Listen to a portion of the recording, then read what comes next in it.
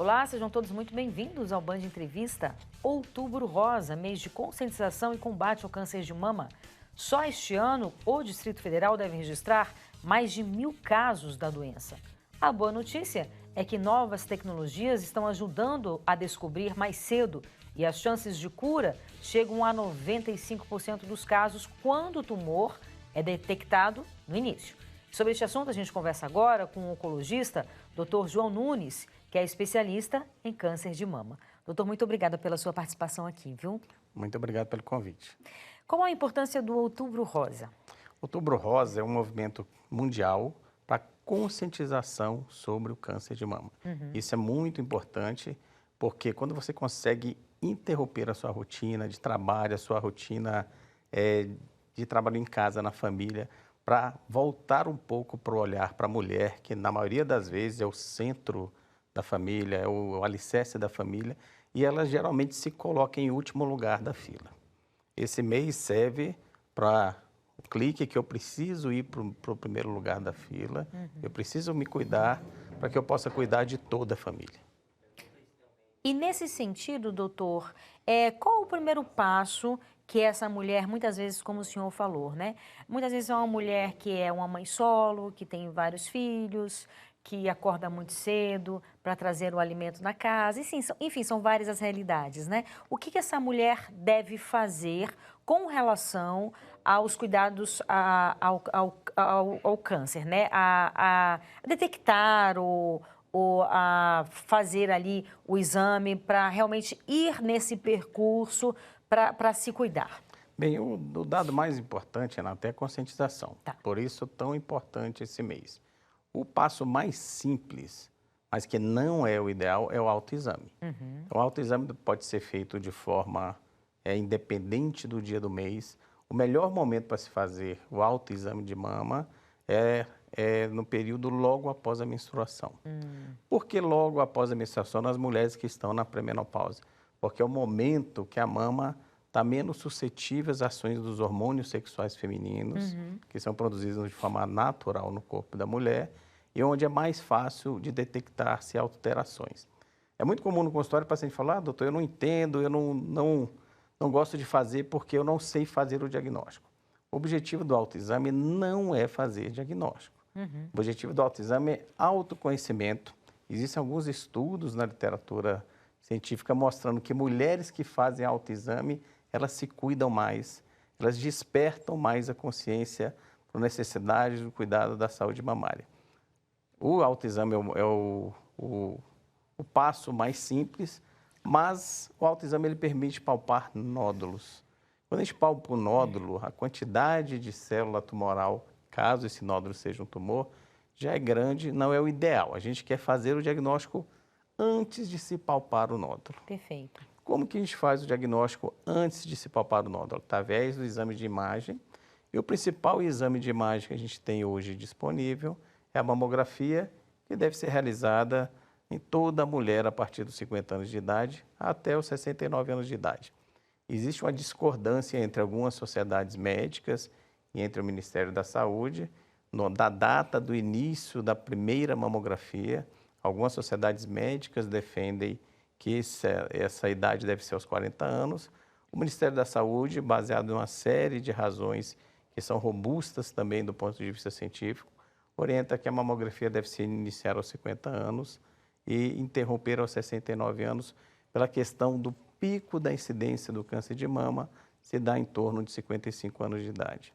A mamografia, ela tem que ser feita de forma anual e existem algumas alterações bem características suspeitas, e a partir do momento da suspeita, você deve proceder uma coleta desse material através de uma biópsia e todo o processamento desse material colhido a partir daí para um diagnóstico preciso que possa, inclusive, orientar que tipo de tratamento deve ser feito depois. Então, isso que o doutor está falando é extremamente importante, porque algum tempo atrás foi iniciada essa campanha, né, que é muito importante também, como o senhor falou, no sentido do autoconhecimento, que é muito importante a mulher conhecer o próprio corpo em diversos sentidos. Exatamente. Né? Essa questão de você fazer esse autoexame também entra nesse sentido. No entanto, quando você faz o autoexame e detecta algum nódulo, isso quer dizer que pode ser que o câncer já esteja avançado. E como a gente falou aqui no início, não é isso que a gente quer. A gente quer detectar o câncer antes mesmo do nódulo aparecer.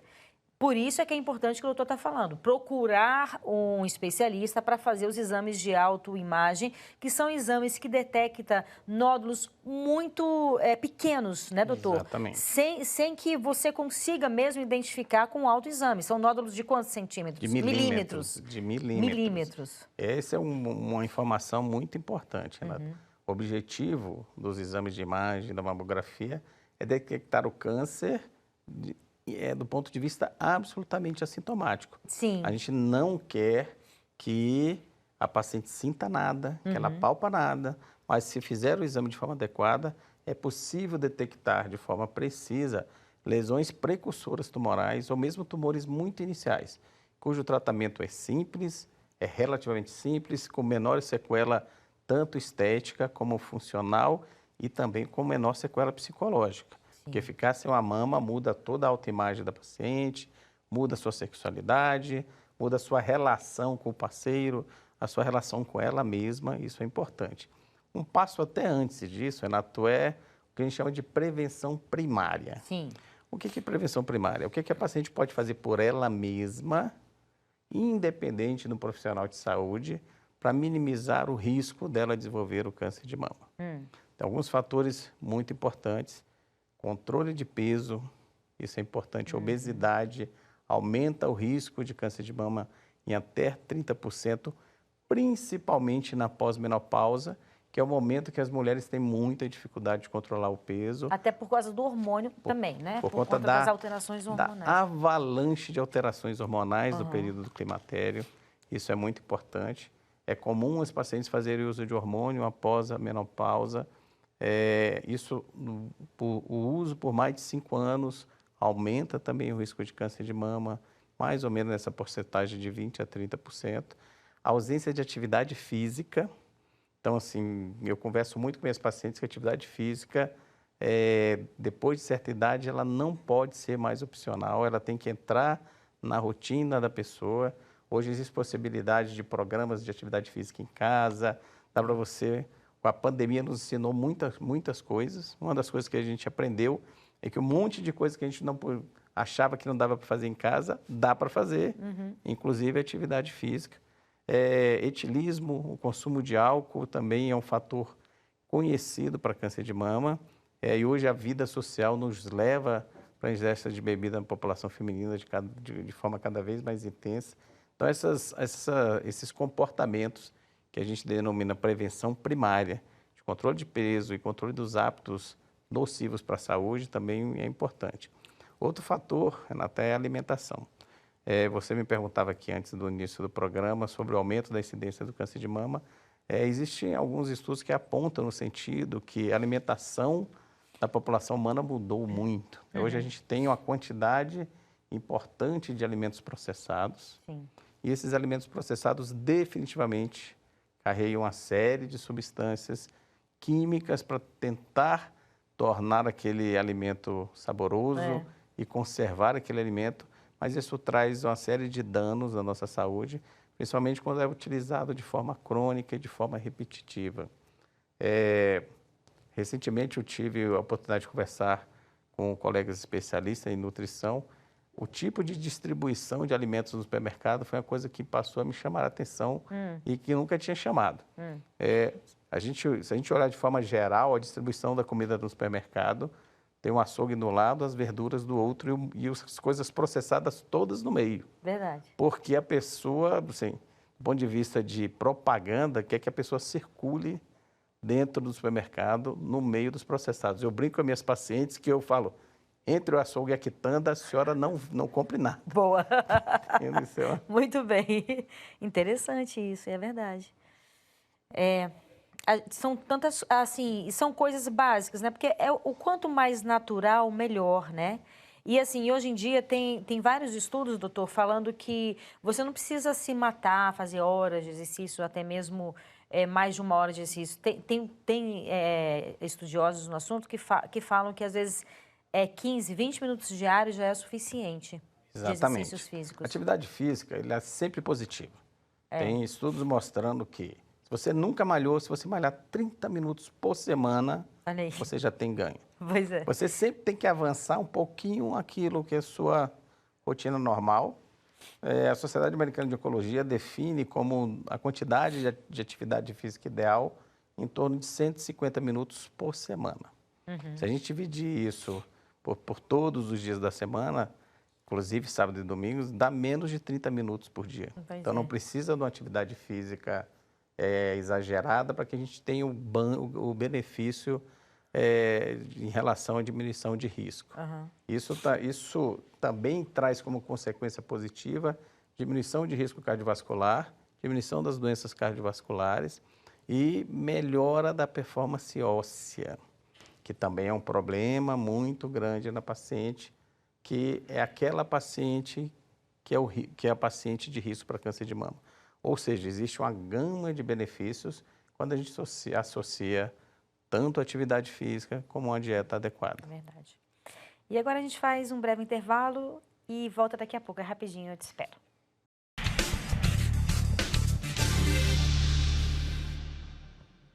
Estamos de volta com o Band Entrevista, hoje falando sobre o Outubro Rosa e a prevenção ao câncer de mama. O nosso entrevistado é o oncologista, especialista em câncer de mama, o Dr. João Nunes. Doutor, nós estávamos falando sobre a importância da detecção, né, de você detectar mesmo o quanto antes. Claro que todas as doenças, câncer sobretudo, mas em especial o nosso foco aqui é o câncer de mama. E a tecnologia, o uso da tecnologia sobre a importância também. E uma vez que você detecta com antecedência, antes mesmo de surgir os nódulos maiores, a chance de cura realmente é muito grande? É muito grande. Toda vez que a gente se depara com a paciente com a suspeita com câncer de mama no consultório, uma das coisas importantes é a gente avaliar a história familiar. Sim. Pacientes com câncer de mama na família, elas têm um risco diferenciado e a gente tem que tratar essa família diferente das pacientes que não têm história familiar. Principalmente se ela tem um histórico familiar de um câncer de mama numa idade muito jovem, e a gente considera muito jovem abaixo de 50 anos, principalmente abaixo de 40 anos. Para pacientes abaixo de 40 anos com histórico familiar importante, a gente pode lançar a mão de uma ferramenta que é o teste genético. A gente não está falando nem de exame de imagem. A gente pode, através do exame de sangue, detectar alterações no código genético da pessoa que facilite o aparecimento de câncer. Se isso for detectado, às vezes você pode propor estratégias que a gente chama de estratégia redutora de risco, com situações até às vezes muito invasivas, como a retirada cirúrgica das mamas. Foi o que a Angelina Jolie fez, exatamente. Então, algumas mutações genéticas definidas, você retira a mama antes da mama ter o câncer de mama. Naturalmente, essa retirada é seguida no mesmo ato de uma reconstrução imediata com prótese mamária, para que tenha um bom resultado estético para a paciente, mas funcionalmente a paciente perde grande parte da sensibilidade da mama. Isso é um efeito colateral importante dessa estratégia.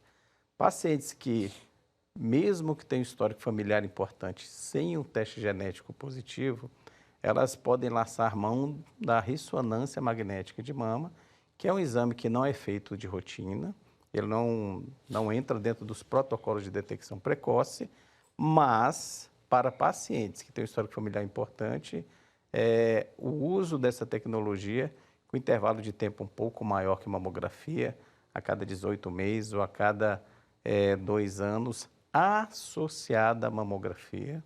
A mamografia não é dispensada nesse cenário.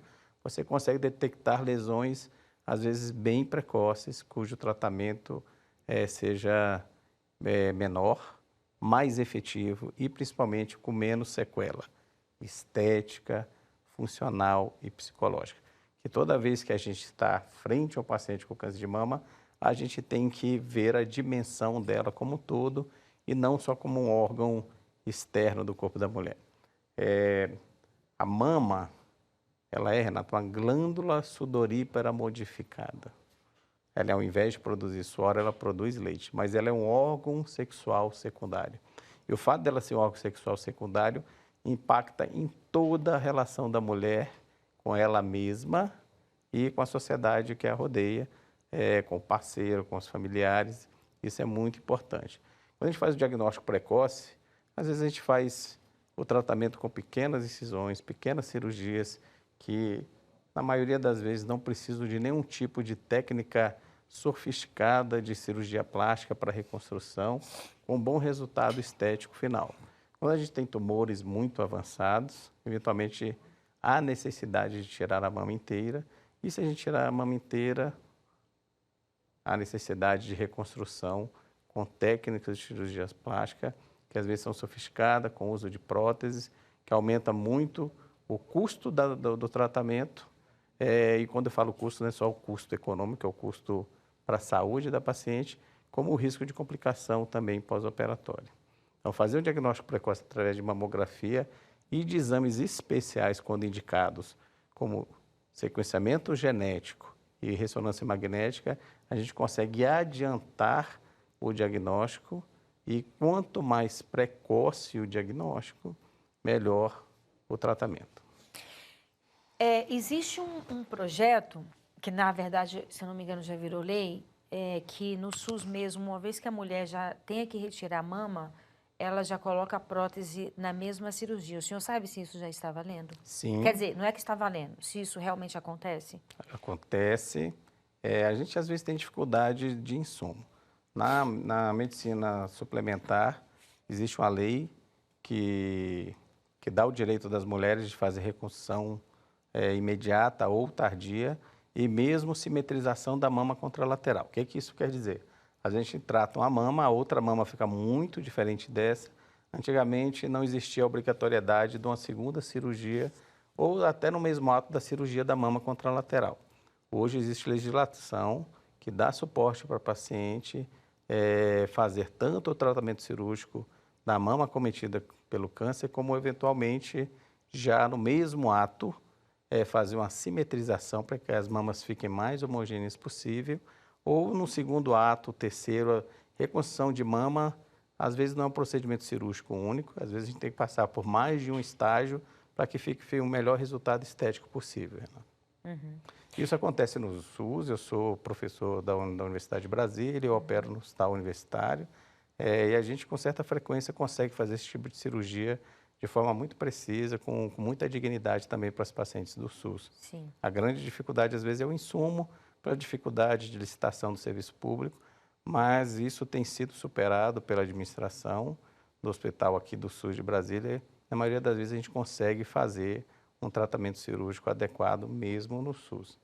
O grande problema do SUS é sempre que a demanda por serviços é maior do que a oferta. Isso é uma dificuldade crônica, principalmente Brasília, que é uma cidade, apesar de, no ano 2023, ainda é uma cidade de imigrantes, vem muita gente de fora tratar na cidade, pela estrutura importante de saúde pública que tem na cidade, e a fila acaba sendo maior do que a oportunidade de vagas no serviço. Uhum, certo. Agora a gente faz mais um breve intervalo e volta daqui a pouco. Não sai daí, eu te espero.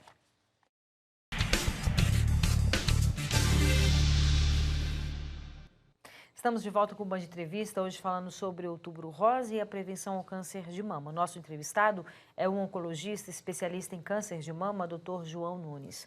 Doutor, claro que apesar dos avanços, ter um diagnóstico de câncer ainda é algo muito difícil e doloroso para as mulheres e para todos que têm esse diagnóstico de câncer, né? Mesmo com o diagnóstico precoce, essa mulher ainda precisa passar pelo processo de tratamento, como os tratamentos... Quimioterapia, a radioterapia? Sim. O tratamento do câncer de mama, ele é eminentemente multidisciplinar. Você precisa de vários especialistas envolvidos. É importante ter uma estrutura robusta para você cuidar dessas pessoas. Aqui em Brasília, eu faço parte do grupo Oncoclínicas, uma clínica que tem todos os especialistas dentro dessa estrutura. Então, nós temos nutricionista, psicólogo, radio-oncologista, oncologista clínico, cirurgião de câncer e cirurgião plástico. É muito importante a gente ter o que eu chamo de um ecossistema para cuidar bem dessa paciente. O ideal também é que, após o diagnóstico, Renata, antes do primeiro médico dar o primeiro passo terapêutico, que a gente discuta entre os pares a melhor estratégia, porque são visões diferentes do mesmo problema.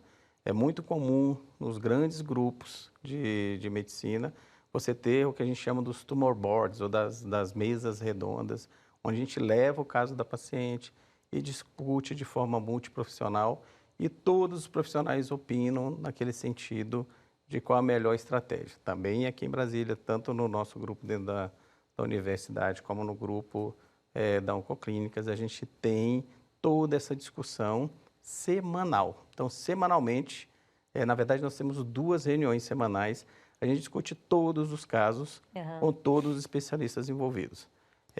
O tipo de tratamento depende de 3 grandes grupos de informação. Um estadiamento, ou seja, quando o tumor é avançado, quanto mais avançado o tumor, mais tratamento ele vai precisar na maioria das vezes. Por isso que o diagnóstico precoce é muito relevante nesse sentido. Outra informação muito importante é o tipo de célula que tem no tumor. Que às vezes a gente pode ter um tumor pequenininho, que ele é muito mais perigoso que um tumor grandão. Sim. Depende da biologia da célula que está dentro daquele tumor. Às vezes a gente tem tumores com células muito agressivas, e tem subtipos de tumores. Eu sempre brinco que quando a paciente tem um câncer de mama, ela pensa que todos os cânceres são iguais.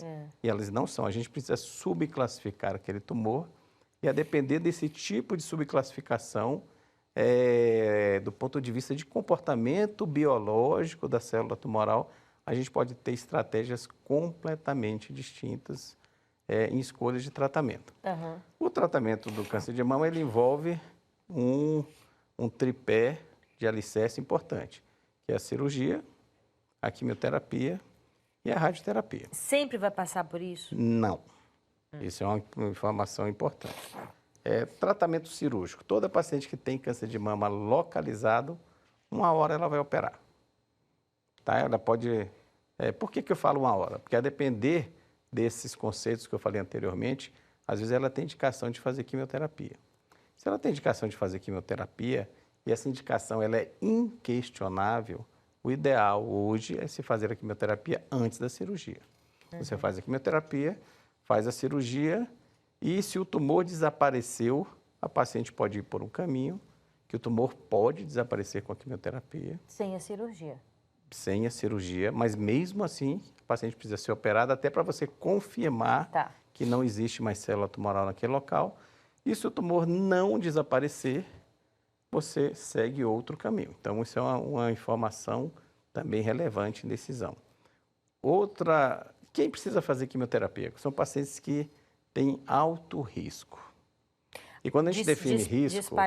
do tumor espalhar? Dele recidivar no futuro, tá? Existem vários jeitos de se medir esse risco.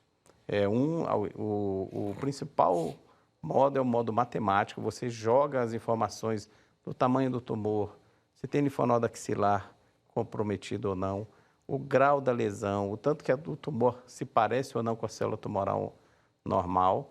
Existe uma modelagem matemática que te dá uma nota para esse tumor. A depender dessa nota, você tem um tumor de alto risco ou de baixo risco. Os tumores de alto risco merecem mais tratamento além do tratamento cirúrgico. Existem também os testes genéticos, que são feitos agora no tumor. É diferente do que a gente comentou no bloco anterior, que o teste genético era feito no paciente para definir o risco dele desenvolver câncer. O teste genético que é feito no tumor, a gente abre a célula tumoral, tira o DNA da célula tumoral e, a depender de como esse DNA está misturado dentro da célula tumoral, você consegue fazer uma classificação de risco. Mais uma vez, se for um tumor de alto risco, essa paciente precisa de mais tratamento além da cirurgia. Outro dado importante é a terapia endócrina. ou bloqueio hormonal. Alguns tumores apresentam receptores hormonais, ou seja, o hormônio que a mulher produz naturalmente está alimentando aquela célula tumoral. E é importante a gente bloquear essa alimentação através de estratégias que a gente chama terapia endócrina com bloqueio hormonal. E a radioterapia é um tratamento local e regional, ele não é um tratamento sistêmico, e ele é feito para algumas pacientes que a gente também avalia o risco de recidiva local. Se esse risco é alto, a gente precisa consolidar o tratamento com a radioterapia local.